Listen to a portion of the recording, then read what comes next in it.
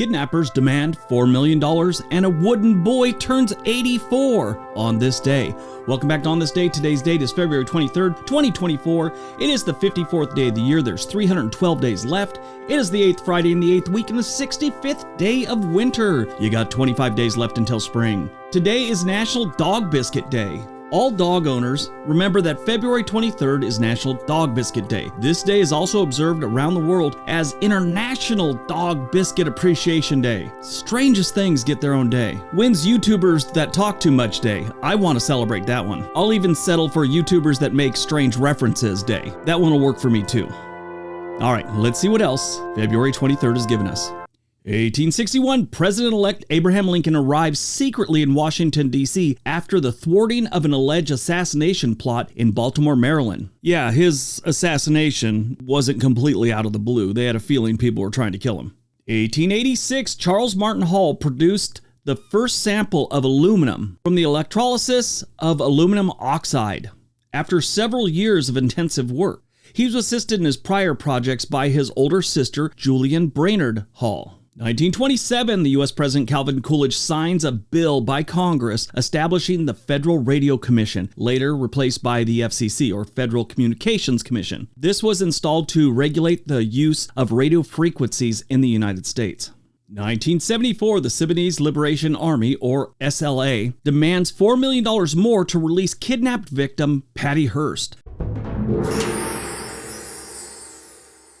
So the SLA was a left-wing revolutionary group active in the United States during the 1970s. They'd kidnapped newspaper heiress Patty Hearst on February 4th, 1974. Following her abduction, the SLA issued several demands in exchange for Hearst's release. One of the most notable demands was that the Hearst family distribute food to the needy in California, an operation which came to be known as People in Need, or PIN program. Initially, the SLA demanded that the Hearst family distribute $70 worth of the food to every needy person in California, a demand that was later negotiated down to a more feasible operational cost of around $2 million.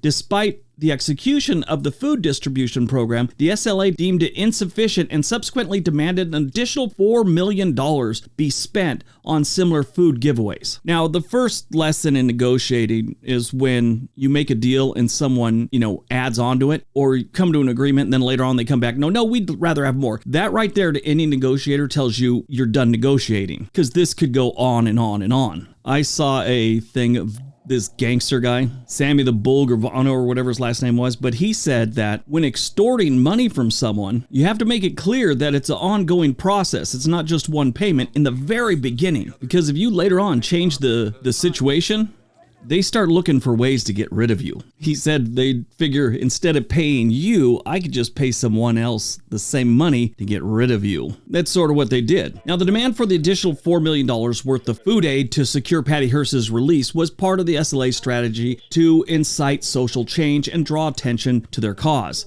They aimed to highlight the issues of poverty and inequality in the United States, using Hearst's kidnapping to leverage public attention and the resources of her wealthy family. However, the Hearst family faced difficulties in meeting the new demands, partly due to the logistical challenges and doubts about sincerity of the SLA's intentions regarding Hearst's release. The situation became more complex after several weeks of captivity. Patty Hearst declared her allegiance to the SLA, adopting the name Tanya, and participated in their activities, including a notorious bank robbery in San Francisco. This turn of events led to widespread debate and speculation about whether her conversion to the SLA cause was genuine or a result of Stockholm Syndrome, where hostages develop a psychological alliance to their captors during their captivity. Ultimately, the additional $4 million demand for Patty Hearst's release was not met, and her association with the SLA continued until her arrest in September of 1975. The saga of Patty Hearst's kidnapping, her involvement with the SLA, and the group's radical demands remains one of the most sensational and complex episodes in American criminal and political history. It was all over the news when I was a kid. I remember this. 2010, unknown criminals pour more than 2.5 million liters of diesel oil and other hydrocarbons into the river Lambro in northern Italy, sparking an environmental disaster.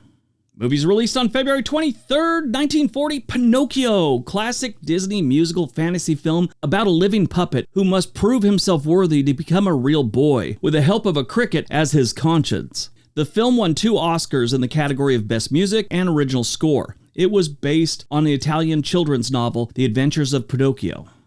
Born on February 23, 1951, Patricia Richardson, actress best known for playing Tim Allen's TV wife Jill on the series Home Improvement. Her first acting job was an understudy in the Broadway production of Gypsy, a musical fable. Her role in the 1997 film Yuli's Gold earned her a nomination for an Independent Spirit Award. She married Ray Baker in 1982, and the couple had 3 children together before divorcing in 1995. I love her. I thought she was a great actress. I loved her in almost called it Tool Time. That was the show he played on Home Improvement. I loved her.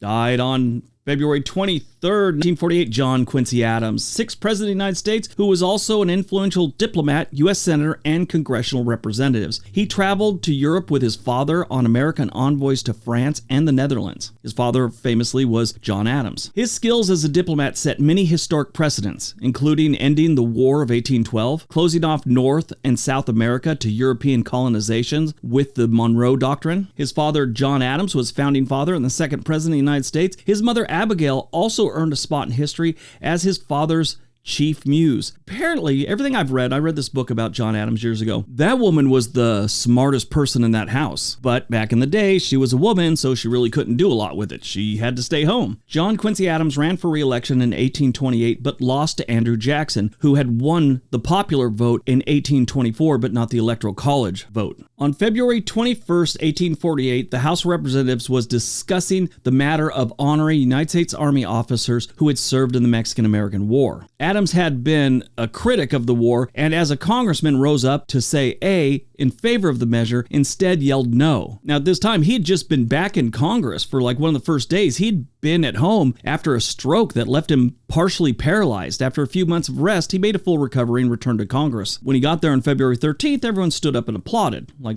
here we are a week later, here he is saying something that they don't think he meant to say. He rose to answer a question put forth by Speaker of the House John Charles Winthrop. Immediately thereafter, Adams collapsed, having suffered a massive cerebral hemorrhage. 2 days later, on February 23rd, he died at 7:20 p.m. Among those present for his death, besides his family, was a freshman representative from Illinois, Abraham Lincoln.